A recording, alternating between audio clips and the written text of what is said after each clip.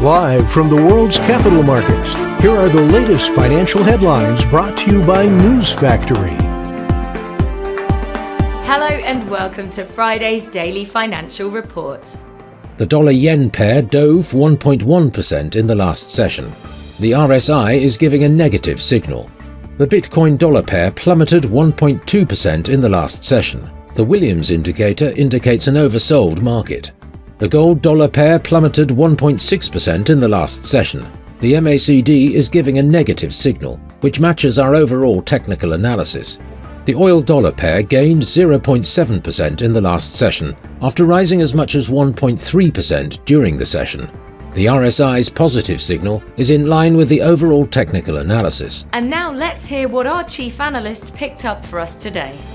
US stock index futures fell, with growth stocks leading declines, as investors worried that aggressive interest rate increases to curb decades-high inflation could tip the economy into recession. El Salvador's gamble on Bitcoin has already cost the nation's cash-strapped government enough to cover its next interest payment to bondholders, showing the increased risks posed by its experiment with the cryptocurrency.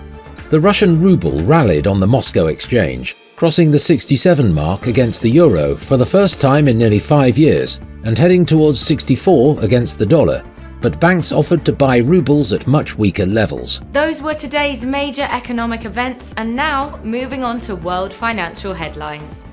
The US Michigan Consumer Sentiment Index will be released at 1400 hours GMT, the US Export Price Index at 1230 GMT.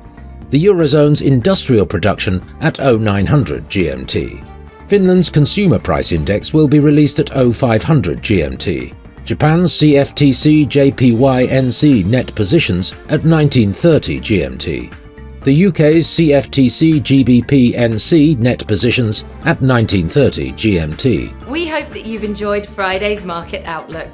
On behalf of all of us here, we wish you a productive trading day.